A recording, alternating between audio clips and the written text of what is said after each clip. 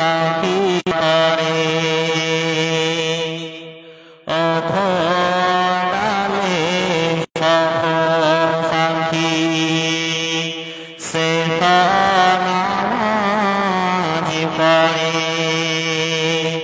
বেনামাজি লেগলে ফাঁকি তোবা তোবা করে কোথায় থেকে নিলেন ফাঁকি কোথায় তোমার বাড়ি মক্কা থেকে লাওয়াহি মদিনায় আমার বাড়ি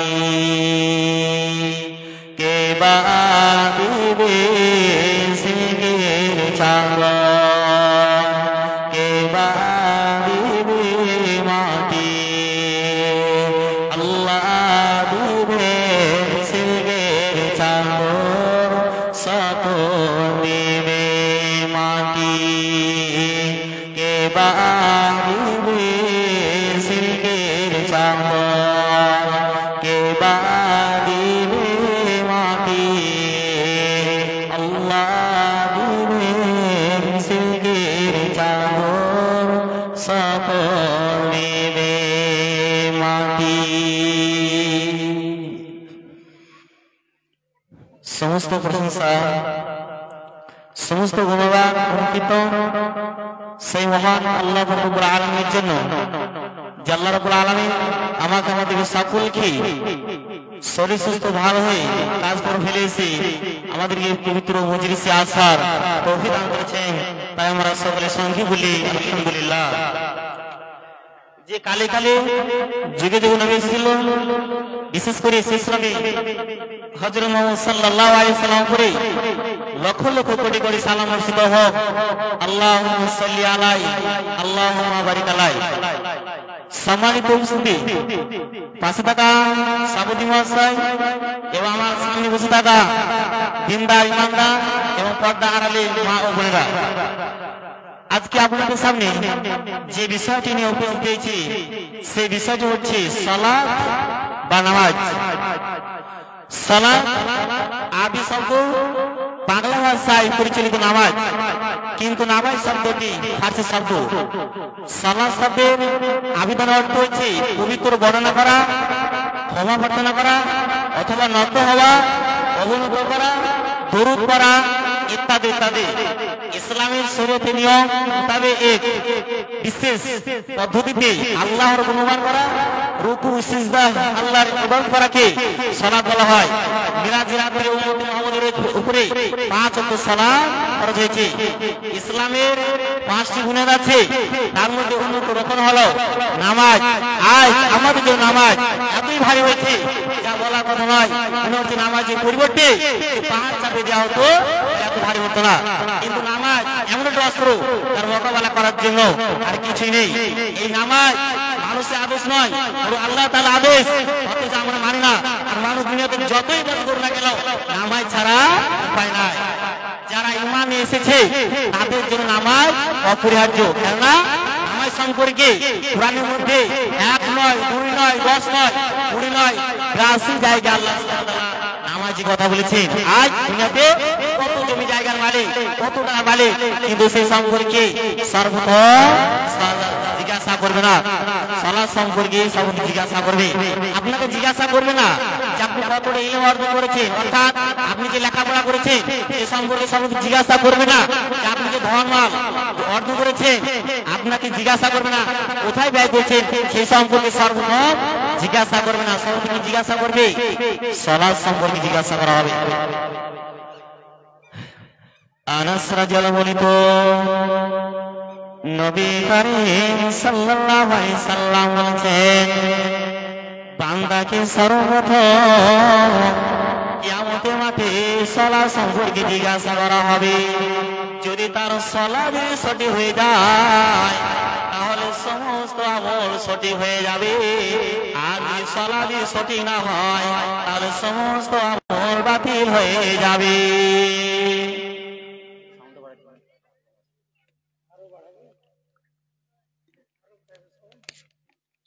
তাহলে সর্বদা কিয়ামতের মাঠে সালাত সম্পর্কে জিজ্ঞাসা করা হবে।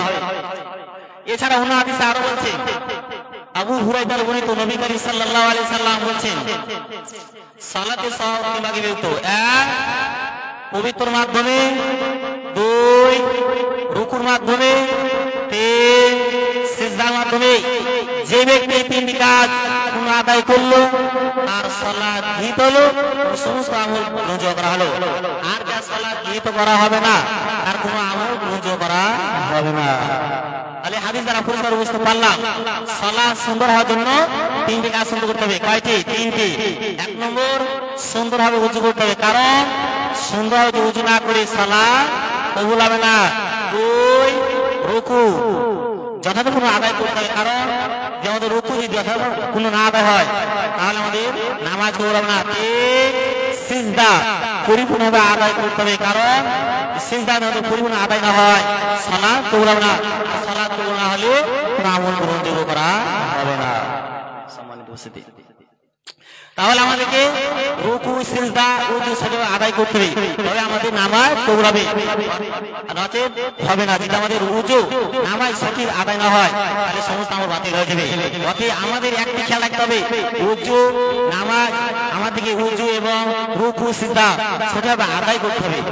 সম্মানিত উপস্থিতি, একজন ইমানদার আর একজন কাফিরের মধ্যে পার্থক্য হলো, যে ব্যক্তি নামাজ পড়ে সে হলো মুসলমান, আর যে নামাজ পড়ে না সে হলো কাফির। ওই কথাটি আরেকবার বলছি, যে ব্যক্তি নামাজ পড়ে সে হলো মুসলমান, আর যে নামাজ পড়ে না সে হলো কাফির। শ্রোতা মণ্ডলী, দাঁড়িয়ে কি মুসলমান হওয়া যায় না? গুরু ঘোষ থেকে মুসলমান হওয়া যায় না? মুসলমানের ঘরে জন্ম নিয়ে মুসলমান হওয়া যায় না? মুসলমান নাম রেখে মুসলমান হওয়া যায় না? পরিষ্কার হাদিসে জানা যাচ্ছে যে মুসলমান হওয়ার জন্য নামাজ অপরিহার্য। আজ আমরা নামাজে সময় দিতে পারছি না। হাই হাই মুসলমান, আমরা নামাজে সময় দিতে পারছি না। আমরা মারপিট করার জন্য সময় দিতে পারি, জুয়া খেলার জন্য সময় দিতে পারি, আড্ডা মারার জন্য সময় দিতে পারি, কিন্তু আমরা কিন্তু নামাজে সময় দিতে পারি না। হাই হাই মুসলমান, আমাদের মধ্যে দুহাত ধারা আছে, আমাদের লজ্জা করার দরকার, হায় দরকার। কারণ সে হাত পারে আমরা দুনিয়ার সব কাজ করি, কিন্তু সে হাত পা আমরা মসজিদে আসতে পারলাম না। আমাদের ভালো জানতে হবে এই হাত পা আসলে আমাদের নয়, কারণ হাত পা আমাদের শত্রু হবে। কালকে আমাদের আমাদের বিরুদ্ধে কথা বলবে। যদি আপনি ভালো কাজ করেন, আপনি কাল কিয়ামতের মাঠে আপনি বিরুদ্ধে কথা সাক্ষী দিবে। যদি আপনি আমল করেন এই হাত দ্বারা, যদি হাত দ্বারা দান করেন, হসপিটাল করেন বা ভালো ভালো কাজ করেন, আপনার কাল কিয়ামতের মাঠে হাত পা সাক্ষী দিবে। যদি এই হাত দ্বারা যদি আপনি জিনা, ব্যভিচার, চুরি, সুদ, বিভিন্ন যে খারাপ আছে খারাপ কাজ করলে পরে কাল কিয়ামতের মাঠে বিরুদ্ধে কথা বলবে। সম্মানিত উপস্থিতি, অতএব আমাদের সকলকে করতে হবে বেশি বেশি ভালো কাজ করতে হবে। আমরা এই দুনিয়া দেখতে পাচ্ছি না গুনাহ কতটা করলাম, পাপ কতটা করলাম। কাল কিয়ামত তোমার দেখতে হবে যে কতটা পাপ করলাম, কতটা গুনাহ করলাম। এই সম্পর্কে আল্লাহ রাব্বুল আলামিন সূরা জিলজিলা বলছেন, আউযু বিল্লাহি মিনাশ শাইতানির রাজীম, বিসমিল্লাহির রাহমানির রাহিম, فمن يعمل مثقال ذرة خيرا يره। আমার আল্লাহ বলছেন, এক বিন্দুমান তুমি যদি ভালো কাজ করো, সেই ভালো কাজটা আমি কাল কিয়ামতে মাঠে দেখতে পাবে। বন্ধুরা আমার, এই পৃথিবীতে আপনি দান করেছেন, তাসবিহ তাহলিল করেছেন, এক কথায় পৃথিবীতে যাবতীয় ভালো কাজ রয়েছে, সে ভালো কাজ করেছে, সে ভালো কাজটা আমি কাল কিয়ামতে মাঠে দেখতে পাবে। ومن يعمل مثقال ذرة شرا يره। আর বিন্দুমান তুমি যদি খারাপ কাজ করো, এই হাত দ্বারা যারা জিনা ব্যভিচার করেন, সুদ খান, এক কথায় পৃথিবী আর এক কথায় যদি এই হাত দ্বারা যদি আপনি খারাপ কাজ করেন, কাল কিয়ামতে আমাদের দেখতে পাবে যে আমরা কাল কিয়ামতে মাঠে দেখতে পাবো খারাপ কতটা কাজ করেছি। তাহলে আমাদের কর্তব্য কি হবে? বেশি বেশি ভালো কাজ করতে হবে এবং খারাপ কাজ থেকে আমাদেরকে দূরে থাকতে হবে। কিন্তু আজ আমাদের বেশি বেশি খারাপ কাজ হচ্ছে আর নেকিটা আমাদের কম হচ্ছে, তাই না? অতি আমাদেরকে বেশি চেষ্টা করতে হবে, ভালো কাজ করতে হবে। কারণ যদি আমার নেকি কম হয়ে যায় তাহলে আমরা হাবিয়া জাহান্নাম হয়ে যাবে। দেখবেন সূরা কোয়ারিয়াতে আছে وأما من خفت موازينه فأمه هاوية وما أدراك ما هي نار حامية। আমার আল্লাহ বলছেন যার নেকির পাল্লা হালকা হবে তার হাবিয়া নাম জাহান্নাম। আর আপনি কি জানেন হাবিয়া নাম জিনিস তাহলে আল্লাহ পরিচালিত কঠিন আগুন। এই দুনিয়া থেকে আমাদের 70 গুণ আগুন। সম্মানিত উপস্থিতি, এই যে আগুন দেখছি আমরা তাতে 70 গুণ আগুন। সম্মানিত উপস্থিতি, তাহলে আমাদেরকে বেশি বেশি কি করতে হবে? গুনাহ থেকে আমাদেরকে দূরে থাকতে হবে। আজ আমাদের দিনে রাতে আমাদের প্রচুর গুনাহ হচ্ছে। আজ দেখা গিয়ে দেখলে পারে আমরা বুঝতে পারবো যে আজ মহিলাদের হোক পুরুষদের হোক অনেক গুনাহ হচ্ছে, অনেক অনেক। অতএব আমাদের বেশি চেষ্টা করতে হবে যে আমাদের গুনাহ থেকে আমাদের দূরে থাকতে হবে। কারণ গুনাহটা আমাদের বেশি হয়ে যায়, যেটা আমাদের হবে না জাহান্নাম হয়ে যাবে, নেকিটা কম হয়ে গেছে। অতএব আমাদের সকলকে চেষ্টা করতে হবে গুনাহ থেকে দূরে থাকতে হবে এবং নেকি বেশি কামাতে হবে।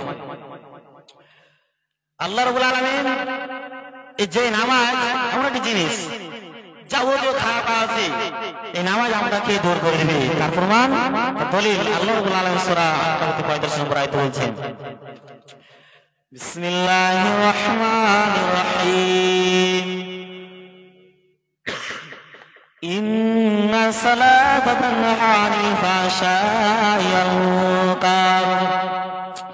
আমার আল্লাহ বলছেন নিশ্চয়ই সালাত মানুষকে খারাপ কাজ থেকে দূরে রাখে।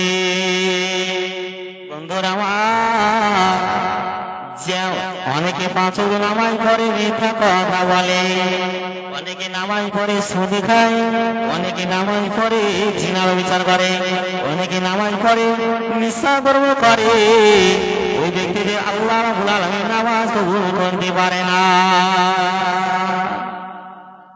যদি আপনাদের এই নামাজ পড়তে পড়তে যদি আপনার খারাপ কিছু হতে থাকে, আপনার মনে ভাবতে হবে যে আমাদের নামাজ কবুল হচ্ছে না। সম্মানিত উপস্থিতি, যদি নামাজ যদি আপনাকে দূর না করতে পারে তাহলে আপনাকে একটা করতে হবে যে আল্লাহ রাব্বুল আলামিন নামাজ কবুল করছে না। অতএব একজন ইমানদার কখনো নিঃস্বার্থ করতে পারে না, কখনো করতে পারে, কখনো করতে পারে না। একজন ইমানদার কোনো মিথ্যা কথা বলতে পারে না, একজন ইমানদার কখনো সুদ খেতে পারে না, একজন ইমানদার অশ্লীল কাজ করতে পারে না। অশ্লীল কাজ হলে আমাদের গুনাহ ক্ষমা চাইতে হবে। সম্মানিত উপস্থিতি, একজন ইমানদার বোঝাতে হবে না যে নামাজ কি জিনিস। আল্লাহ রাব্বুল আলামিন বলছেন একজন ইমানদার কি করে। আল্লাহ রাব্বুল আলামিন বলছেন সূরা বাকারা 3 নম্বর আয়াতে বলছেন আল্লাযীনা ইউমিনুনা বিল গায়বি, যারা গায়বের প্রতি ঈমান আনে। গায়বি বলতে যেটা অন্ধা, যেটা দেখতে পাবে না, ওটা গায়ব বলা হয়। যেমন আমরা আল্লাহকে দেখতে পাচ্ছি না, তেমন আল্লাহর প্রতি ঈমান আনি। জাহান্নাম জান্নাতকে দেখি নাই, তাও আমরা বিশ্বাস করি যে আমাদের মৃত্যু হয়ে যাওয়ার পর কবরে যেতে হবে, আমরা বিশ্বাস করি। ও বিশ্বাস করার আমি হলো ঈমান। আর ঈমান আর কি করে? ওয়ায়ুকিমুনা সালাতা, সালাত কায়েম করে। ওয়ামিম্মা রাযাকনাহুম ইউনফিকুন, আমি আল্লাহ তোমাদেরকে যে রিজিক দিয়েছি তা থেকে তোমরা খরচ করো। তাহলে আল্লাহ রাব্বুল আলামিন একজন ইমানদার কি করে? আল্লাহকে বিশ্বাস করছে, সেই ব্যক্তি ওয়াদাকে বিশ্বাস করছে, আল্লাহ বলে এক বলে বিশ্বাস করছে। সম্মানিত উপস্থিতি, যদি আপনাকে প্রশ্ন করে যে আল্লাহ কয়জন, আপনি উত্তর কোনটা দিবেন? এখানে লক্ষ্য করেন, আপনাকে এই প্রশ্ন করে আল্লাহ কয়জন, কয়জন আল্লাহ কয়জন? একজন। আপনি বলে কি হবে দিবেন? যদি হিন্দু একটা মুসলমান, যদি হিন্দু একটা জিজ্ঞাসা করে, আপনাকে জিজ্ঞাসা করে যে নামাজ রোজা হজ করছেন ঠিকই, যে আপনি আল্লাহ এক বলে বিশ্বাস করছেন, আপনার দলিল, আপনি দলিল কোথায় দিবেন? আপনি তো পাঠিয়ে দিয়েছেন মৌলভী সাহেব বলেছে, তাই না? আপনার দলিল জানা আছে? আশা করছি দলিল দিয়ে যাবেন ইনশাআল্লাহ। অনেকে মুখস্থ আছে, হয়তো তর্জমাটা হয়তো আপনাদের মুখস্থ নাই যাব। দেখবেন সূরা আপনি কিভাবে বুঝবেন যে আল্লাহ কয়টা আছে? আল্লাহ একটি আছে না দুটো আছে না তিনটা আছে? কেউ হিন্দুরা যেমন আছে অনেক রকম পূজা করছে, কিন্তু আমরা একজন ইবাদত করি কার? একমাত্র আল্লাহ রাব্বুল আলামিন ছাড়া কাউরে ইবাদত করি না। তো আপনাকে যেটা বলতে গিয়েছিলাম, আপনারা দলিল দিতে হবে যে আল্লাহ একজন বলে। দেখেন সূরা ইখলাস সকলের মতো সারা, তাই না? দেখেন সূরা ইখলাসে আল্লাহ রাব্বুল আলামিন বলছেন বিসমিল্লাহির রহমানির রহিম কুল হুয়াল্লাহু আহাদ। হে নবী তোমার উম্মতকে বলে দাও আল্লাহ দ্বিতীয়, আল্লাহুস সামাদ, তিনি কাউরে মুখাপেক্ষী নন। আমরা সকলে আল্লাহ তাআলার পক্ষ থেকে লাম ইয়ালিদ ওয়া লাম ইউলাদ, তিনি কাউকে জন্ম দেননি এবং আল্লাহ কাউরে জন্মগ্রহণ লাভ করেননি। ওয়া লাম ইয়াকুল লাহু কুফুয়ান আহাদ, আর তার সমতুল্য কেউ নেই। বুঝতে পারলেন?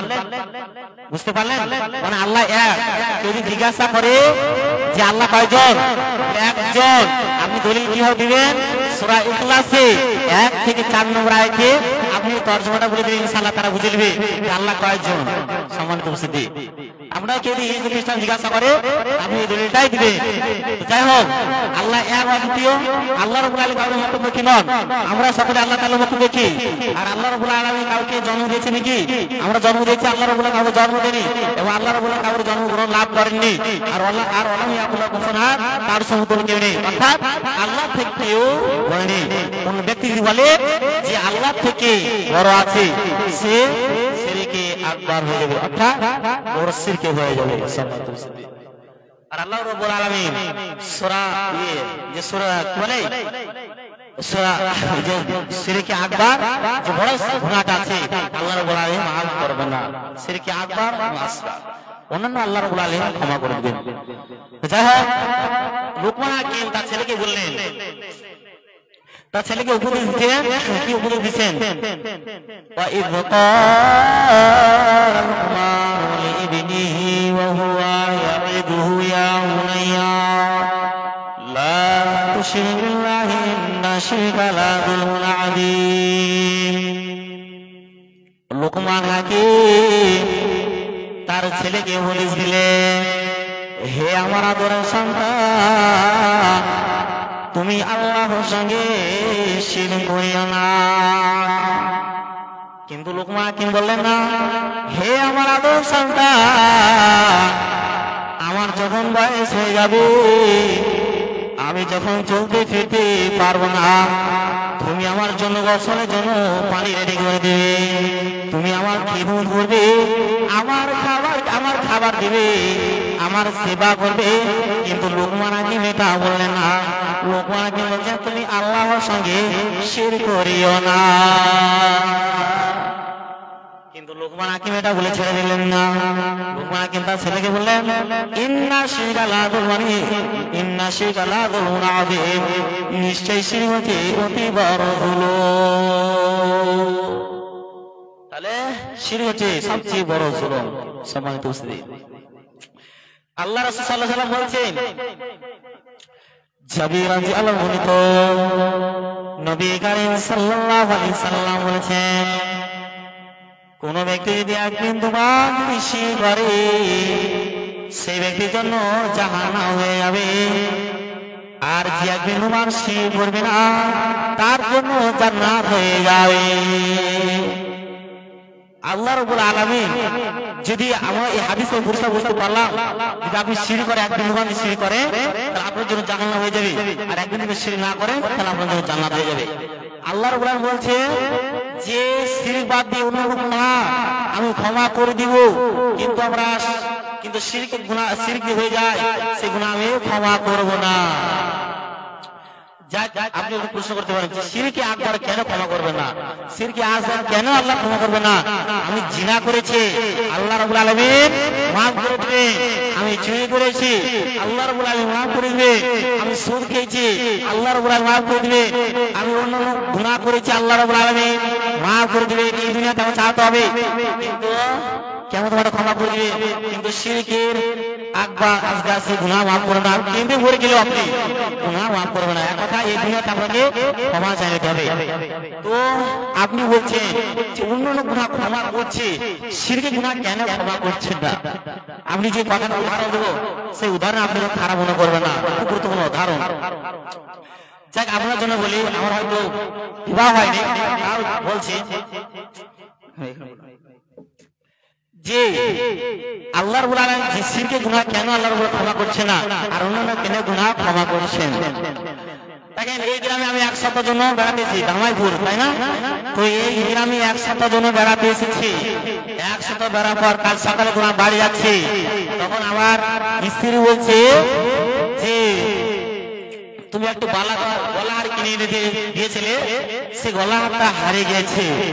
আমরা ঠিক আছে, সামনে মাসে পারলে পরে কিনে দেবো ইনশাআল্লাহ। তারপরে আবার 10 দিন পর বলছি একটু বালা এনে দিয়েছিলে সোনা, সেটা হারিয়ে গেল। ঠিক আছে, আমরা সামনে মাসে পারলে ইনশাআল্লাহ কিনে দেবো। তারপর আবার বলছি 10 দিন পর বলছি তুমি একটা সোনা আংটি কিনে এনে দিয়েছিলে, সোনা আংটিটা হারিয়ে গেল। ভাবলাম যে এইভাবে তোমার কি জিনিস হারাবে, এবার সামনে বললাম না, বাবার সামনে বললে পারে রাগ হবে, তাই না? তখন আবার 10 দিন পর বলছে, তখন বলছে আমাদের এত খারাপ কথা বলছে। হ্যাঁ, তো কি কথা বলছে শোনে, বলছে তুমি এক সপ্তাহ দামাইপুরে অর্থাৎ মালদায় জালসা করতে গিয়েছিলে, কিন্তু বাড়ি এসেছিলে, কিন্তু তুমি মালদাতে এক সপ্তাহ বেড়াতে গিয়েছিলে আর তোমার বন্ধু তোমাকে দেখা করার জন্য এসেছিল। ভালোই বুঝবো ধরো যে তোমাকে এক সপ্তাহের জন্য বেড়াতে, এক সপ্তাহ তুমি তো মালদা ছিলে, তোমাকে দেখা করার জন্য এসেছিল কে? আমার বন্ধু। কিন্তু বলছিল তোমার বন্ধু তোমাকে না দেখা পেয়ে, তোমার বন্ধু তোমাকে দেখা না পেয়ে তোমার বিছানায় আমি আর তোমার বন্ধু ছিলাম। আপনার মেজাজ গরম থাকবে? আপনার মেজাজ গরম ঠিক থাকবে? আপনি হ্যাঁ কি না বলেন? আপনি বুঝতে পারেন উদাহরণটা নয়, বুঝতে পারেন না? আবার ওই উদাহরণটা কি বলছি, ধরেন আপনাকে আল্লাহ রাব্বুল আলামিন যে শিরকে আকবার, শিরকে আসগার ক্ষমা করছেন না কেন, অন্যান্য গুনাহ ক্ষমা করছেন। কারণ এই গ্রামে আমি কথা জন্য বলছি, এই গ্রামে এক সপ্তাহ জন বেড়াতে এসেছি। এক সপ্তাহ বেড়ার পর যখন আমি বাড়ি ফিরছি, তখন আমার বিভিন্ন জিনিস হারিয়ে গেছে। তখন বললাম ঠিক আছে তোমাকে পরে জিনিস কিনে দেবো। তখন বলছে, তখন আমি কিছু মনে করি নাই, যে বলি না কেন জিনিস হারাবে তোমার, আমি তাকে বকি নাই। কিন্তু আমাকে বলছে তুমি তখন এক সপ্তাহ মালদায় বেড়াতে গিয়েছিলে, তোমার বন্ধু তোমাকে না দেখা পেয়ে তোমার বিছানায় আমি আর তোমার বন্ধু ছিল। আপনাদের মেজাজ গরম, এই মেজাজ ঠিক থাকবে তো? তাও ঠিক থাকবে না, তাই না? ঠিক থাকবে না।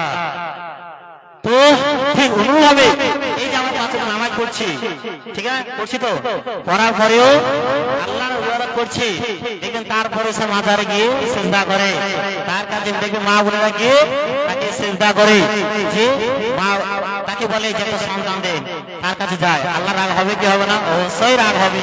ঠিক অনুভাবে যে আল্লাহ রাগ হয় যে মাজারে সিজদা করে, অর্থাৎ একটা মূর্তি তৈরি করেছে, বিভিন্ন রকম যে নিজে একটা অন্য আল্লাহকে বাদ দিয়ে অন্য যে ইবাদত করে, ওই কারণে আল্লাহ রাব্বুল আলামিন রেগে যাচ্ছেন। সম্মানিত উপস্থিতি, তো অতএব আমাকে আমাদের সকলকে একমাত্র আল্লাহ রাব্বুল আলামিনকে ইবাদত করতে হবে। আল্লাহ রাব্বুল আলামিন বলেন ওয়াবুদুল্লাহ ওয়া লা তুশরিকু শাইআ, আল্লাহ রাব্বুল আলামিন ইবাদত করো, তার সঙ্গে কোনো শরীক করিও না। সম্মানিত উপস্থিতি, আল্লাহ রাব্বুল আলামিন সূরা বাকারাতে 41 নম্বর আয়াতে বলেছেন ওয়া আকিমুস সালাতা, তোমরা সালাত কায়েম করো, ওয়া আতুজ যাকাতা, তোমরা যাকাত প্রতিষ্ঠা করো, ওয়া রাকুমা রাকিঈন, আর তোমরা রুকু করার সাথে রুকু করো। দেখেন আল্লাহ রাব্বুল আলামিন সালাত কায়েম করতে বলেন এবং যাকাত প্রদান করতে বলেন এবং ওয়া রাকুমা রাকিঈন, রুকু করার সাথে রুকু করার সাথে তোমরা রুকু করতে বললেন। যদি আমাদের আপনি প্রশ্ন করতে বলেন যে রুকু সিজদা কিভাবে করব, আল্লাহর আমাদের কানে তাকান একবার। আল্লাহর উপর আল্লাহ সাল্লাল্লাহু বলছে, অসংখ্য হাদিস আছে, এই যে তাবু আছে, আমাদের কানে বরাবর হাত তুলতে হবে, এই কবজি আর এই কবজি হাত মিলে আমাদের বুকে হাত বাঁধতে হবে। এরপরে আমাদের সিজদা যখন করবে, রুকু যখন করবে, আমাদের এমন রুকু করতে হবে পেট এবং মাথা যেন আমাদের সমান হয়ে থাকে। এবং সিজদা যখন করবে আমাদেরকে এমন সিজদা করতে হবে, আল্লাহ রাসূল সাল্লাল্লাহু আলাইহি ওয়াসাল্লাম উদাহরণ দিচ্ছে যে ছাগলের বাচ্চা যখন পার হয়ে যায় ওইভাবে আমাদেরকে সিজদা করতে হবে। কিন্তু আমাদের রুকু সিজদা আমাদের সঠিক হচ্ছে না। যদি আমাদের রুকু সিজদা সঠিকভাবে আদায় না হয় সালাত করব না, ভাবছে যে নামাজ পড়ে আমি জান্নাতে চলে যাব, কখনো কাল্লা কখনো নয়। আপনাকে নামাজ পড়ে জাহান্নামে যেতে হবে এই সম্পর্কে বলবো। যাই হোক, তো আপনাকে রুকু সিজদা তার মধ্যে উজু বিভিন্ন রকমের আছে। যদি আল্লাহ রাসূল সাল্লাল্লাহু আলাইহি ওয়াসাল্লাম পদ্ধতিতে নামাজ যদি না হয় সালাত বাতিল হয়ে যাবে, তো সাবধান থাকে। কিন্তু নামাজ পড়ে নিয়ে কি আমরা জান্নাতে চলে যাব? কখনো জান্নাতে যাব না। আপনাকে রুকু সিজদা আল্লাহ রাসূল সাল্লাল্লাহু আলাইহি ওয়াসাল্লামের পদ্ধতিতে সালাত কায়েম করতে হবে। আল্লাহ রাব্বুল আলামিন বলছেন সূরা বাকারা 15 নম্বর আয়াতে বলছেন ওয়াস্তাঈনু বিস-সাবরি ওয়াস-সালাহ, তোমরা ধৈর্য সহকারে তোমরা সালাত কায়েম করো। এছাড়া অন্য আয়াতে সূরা বাকারাতে 153 নম্বরে আয়াতে বলছেন আল্লাহ রাব্বুল আলামিন বলছেন ইয়া আইয়ুহাল্লাযীনা আমানু ইসতাঈনু বিস-সাবরি ওয়াস-সালাহ ইন্নাল্লাহা মা'আস-সাবিরিন। আমার আল্লাহ বলছেন হে ঈমানদারগণ, হে বিশ্বাসীগণ, তোমরা ধৈর্য সহকারে তোমরা সালাত কায়েম করো। বন্ধুরা আমার, ইমাম সাহেব যখন আল্লাহু আকবার বলে দাঁড়ায়, আলহামদুলিল্লাহি রাব্বিল আলামিন আর রহমানির রহিম মালিকি ইয়াউমিদ্দিন, মুসলিম বলে অর্থাৎ আপনারা বলেন একদিন বলেন যে ইমাম সাহেব কখন সূরা ফাতিহাটা শেষ করবে, ইমাম সাহেব কখন সূরাটা শেষ করবে, আমার নামাজ পড়ে ইমাম শেষ সঙ্গে কখন আমরা কি বন্ধ করব, আমার নামাজ ইমাম নামাজ পড়ে আমার মানুষের সঙ্গে কখন আমরা ঝগড়া করব, আমার নামাজ মানুষের আমরা কখন চুরি করব, আমরা কখন ডাকাতি করব, নামাজের মধ্যে চিন্তা থাকে ওই ব্যক্তিদের আল্লাহ রাব্বুল আলামিন নামাজ কবুল করতে পারে না। যদি আমাদের ধৈর্য না থাকে তাহলে আমাদের নামাজ কবুল হবে না। অনেকে 5 ওয়াক্ত নামাজ পড়ে তাই না? যারা 5 ওয়াক্ত নামাজ পড়ে, হজ করে, দান খয়রাত করে, মসজিদে লক্ষ লক্ষ টাকা দান করেন, তারপরও সেই ব্যক্তিকে জাহান্নামে যেতে হবে। আপনারা মনে বুঝেন না কি জানেন না? কোন ব্যক্তি যদি 5 ওয়াক্ত নামাজ পড়ে, ওই ব্যক্তি যদি হজ করে, লক্ষ লক্ষ পরিবার হজ করে, ওই ব্যক্তি যদি মসজিদে লক্ষ লক্ষ দান করে, ওই ব্যক্তি জাহান্নামে যাবে, জাহান্নামে যাবে। এই কথাটা বলে যাবে না যায়। আপনি প্রশ্ন করতে পারেন তো, মুরব্বিরা বেশিরভাগ জিজ্ঞাসা করবে কি আবার আমি তো 5 ওয়াক্ত নামাজ পড়ি, আমি 5 বা 6 বার হজ করেছি, তার বাদে আমি রোজা রেখেছি, হজ করেছি, তারপরে কেন আমি জাহান্নামে যাব? এটা বলে যেতে হবে, তারপরে আপনাকে ছাড়া যাবে না। আপনারা ছাড়বেন? ওরাই ছাড়বেন না। যাই হোক, আমার জন্যই বলি যে আমি 5 ওয়াক্ত নামাজ পড়ি, রোজা রাখি, হজ করি, তারপরেও যদি আমি কি করি, যদি আপনাকে দেখি যে আমি নামাজ পড়ি, ডিলেটা একটু কমই দাও, ডিলে কমাও আর ওই জ্ঞানটা একটু বেড়ে দাও, বাড়িয়ে দাও। যদি আপনাকে দেখি যে আমি হজ করি, আপনাকে যে দেখি যদি আমি বক্তব্য দিই, এক কথায় যদি এই মানুষকে দেখি যদি আমি এই যে করি না কাজগুলা, এই বক্তব্য দিলাম, এই বক্তব্য দেওয়ার মধ্যে যদি আমি যদি বলি যে আমার নাম হবে, আমার বক্তব্য দিলাম, হয়তো আপনারা বলতে পারেন যে ছোট ছেলে, আমার মৌলবি হয় না, যাই হোক চেষ্টা করে বলা যাবে যে আমি যে বক্তব্য দিলাম এর মধ্যে যে আমি নিয়ে থাকি যে আমার নাম হবে, যে মালটা জালসা করে এলাম আমার নাম হবে, আমার সম্মান করবে, এই যে আমার যদি অন্তর কেটে যায় তাহলে আমার জন্য জাহান্নাম হয়ে যাবে, জাহান্নাম হয়ে যাবে। তারপরে যে আমি যদি আপনাকে দেখি যে হজ করি, যে আমাকে মালদা লোকে নাম করবে, আপনাকে যদি দেখি যদি বলে 5 ওয়াক্ত নামাজ পড়ি, আপনাকে যদি নামাজ পড়ি, রোজা রাখি, হজ করি, আমার জন্য জাহান্নাম হয়ে যাবে, জাহান্নাম হয়ে যাবে। তো আপনাকে যেটা বলতে গেছিলাম, তাহলে আমাকে আমাদের সকলকে একমাত্র আল্লাহ রাব্বুল আলামিনের ইবাদত করতে হবে। দেখবেন আমাদের ওইদিকে এলাকায় বলি একজনকে বলেছিলাম হাজি বলিনি, আমি চাচা বলে ডেকেছিলাম, বলে আমাকে চাচা বলবে না, আমাকে হাজি বলে ডাকবে। তাহলে আপনাদের কি মনে থাকে? একটা সম্মানের জন্য, তাই না? আপনাকে হাজি বলে, আমাকে হাজি বলে ডাকো, তারপরে আমাকে ইমানদার বলে ডাকো, বিভিন্ন রকম বলছি। কিন্তু সে ব্যক্তি অনেক ভুল করলো। তাকে বললাম যে আপনি নামাজ রোজা হজ এখন তো কাজ করছেন, বলছে আমি মানুষকে বিয়ে করছি। আস্তাগফিরুল্লাহ, সুবহানাল্লাহ, এই কাজটা কখনো করে না, আপনার বাতিল হয়ে যাবে। আমাকে এই কথাটা আমি বানাটি করতে বলি না। আপনার এই সূরা আল-ইতা আছে, মাউনাস দেখবে যে ওয়াই জাহান্নামের মধ্যে নিকে করা হয় কোন ব্যক্তি দিয়ে লোক দেখেন কাজ করে। অতএব আপনি যে কাজগুলো করছেন মানুষ দেখে করছেন, সেই মানুষ না দেখে আপনি একমাত্র আল্লাহকে দেখে করেন, নচেত আপনার সব বাতিল হয়ে যাবে। আল্লাহ রাব্বুল আলামিন তারপরে যারা পাঁচ ওয়াক্ত সঠিকভাবে আদায় করে, পাঁচ ওয়াক্ত নামাজ পড়ে, রোজা রাখে, হজ করে, সঠিকভাবে আদায় করে, তাদের জন্য আল্লাহ রাব্বুল আলামিন জান্নাতে দিয়ে দেবে সম্মানিত উপস্থিতি। তাহলে আমাদেরকে সকলকে রাসূল সাল্লাল্লাহু আলাইহি ওয়াসাল্লাম পদ্ধতিতে সালাত কায়েম করলে ইনশাআল্লাহ আমরা জান্নাত পাবো।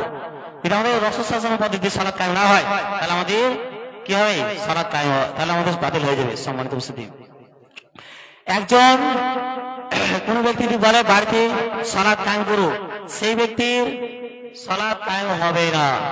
দেখবে অনেকে আছে, বিশেষ করে পুরুষদের সালাত বাড়িতে কবুল হবে না, কারণ থাকতে হবে। দেখেন আল্লাহ রাসূল সাল্লাল্লাহু আলাইহি ওয়াসাল্লাম বলছেন, নবী করিম সাল্লাল্লাহু আলাইহি ওয়াসাল্লাম বলছেন, এক ব্যক্তি অন্ধ ব্যক্তি আল্লাহ রাসূল সাল্লাল্লাহু আলাইহি ওয়াসাল্লাম বললেন, হে আল্লাহ রাসূল, আমাকে বাড়িতে সালাত পড়ার জন্য অনুমতি দিন, কেননা আমাকে মসজিদে নিয়ে যাওয়ার মতো আমার কেউ নেই। অর্থাৎ সে অন্ধ ব্যক্তি মসজিদে আসতে পারবে না। সেই ব্যক্তি আল্লাহ রাসূল সাল্লাল্লাহু আলাইহি ওয়াসাল্লামকে অনুমতি নিয়েছিলেন, কিন্তু রাসূল সাল্লাল্লাহু আলাইহি ওয়াসাল্লাম বললেন, সেই অন্ধ ব্যক্তি বললেন, তুমি আযান শুনতে পাও? সেই অন্ধ ব্যক্তি বলছেন, আমি আযান শুনতে পাই। রাসূল সাল্লাল্লাহু আলাইহি ওয়াসাল্লাম বললেন, তোমাকে মসজিদে আসতে হবে, ওই ব্যক্তিকে মসজিদে আসতে হবে। তাহলে ওই ব্যক্তিকে অন্ধ ব্যক্তি সে বলছে আল্লাহ বলছে তাকে মসজিদে আসতে হবে, বিনা কারণে সালাত কায়েম করবে না, একটা কারণ থাকতে হবে সম্মানিত উপস্থিতি। কিন্তু কোন ব্যক্তি যদি বিনা কারণে সালাত কায়েম করে, তাহলে সেই ব্যক্তি সালাত আল্লাহ কবুল করতে পারে না সম্মানিত উপস্থিতি। আল্লাহ রাসূল সাল্লাল্লাহু আলাইহি ওয়াসাল্লাম বলছেন যে তোমার সন্তান 7 বছর বয়স হবে, সেই সন্তানকে তোমার নির্দেশ দাও। কি নির্দেশ দাও? সালাতের নির্দেশ দাও।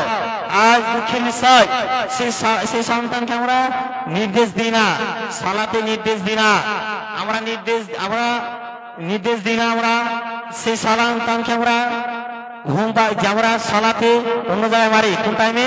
যে আমরা যখন আমার ছেলে যখন প্রাইভেট হোক স্কুল না গেলে পারে, অন্য কাজ না করলে আমরা মারি, কিন্তু আমরা নামাজে আসলে পারে নামাজে আমরা মারি না। তো আল্লাহ বলছেন যে 7 বছর বয়স হয়ে যাবে, সেই সন্তানকে নির্দেশ দাও। আর যখন তোমার 10 বছর বয়স পুজে যাবে, সেই সন্তানকে তোমরা প্রহার করো, অর্থাৎ সেই ব্যক্তিকে মারো, প্রহার করো। আর তুমি তাদের বিছানা তুমি পৃথক করে দাও, অর্থাৎ তাদের বিছানা তুমি আলাদা করে দাও সম্মানিত উপস্থিতি। আজ মসজিদে যুবকে ভুয়া যায় না, কি কারণে বলেন তো? এই মোবাইলের জন্য আজ মসজিদে যুবককে ভুয়া যাচ্ছে না। কি কারণে? কিভাবে ভুয়া যাচ্ছে না বলেন তো? এই যে এখন যুবককে মসজিদে খুঁজে পাওয়া যায় একটি কারণের জন্য, এই মোবাইলের জন্য আজ যুবককে খুঁজে পাওয়া যাচ্ছে না।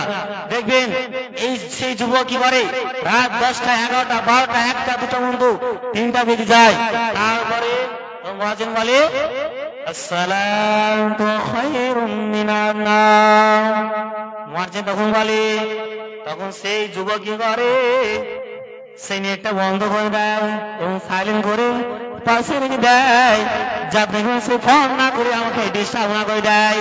সেই ব্যক্তি ফজরও দেখতে পাওয়া গেল না, তারপর আসরও দেখতে পাওয়া গেল না। সেই ব্যক্তি এই জন্য মসজিদে খুঁজে পাওয়া যাচ্ছে না। যদি আমরা চেষ্টা করি, সন্তান যে গার্জেনরা চেষ্টা করে যে আমরা সন্তানকে আমরা 5 ওয়াক্ত নামাজ বানিয়ে দেবো, ইনশাআল্লাহ হয়ে যাবে। আপনারা অন্য জায়গায় মারতে পারছেন, প্রাইভেট না গেলে পরে বা স্কুল না গেলে কলেজে না গেলে পরে আমরা মারি কি মারি না? মারি তো। কিন্তু আমরা মসজিদে কজন বেড়েছি যে চ মসজিদে চ, কিন্তু আমরা মসজিদে পাঠালো না। আমাদের ওইদিকে কথা বলে, এদিকে হয়তো জানে না, আমার সঙ্গে অনেক যুবক ছেলে ছিল, একটা ছেলে হয়তো 5 বছর 6 বছর 7 বছর, তারা মসজিদে ঘোরাফেরা করছে।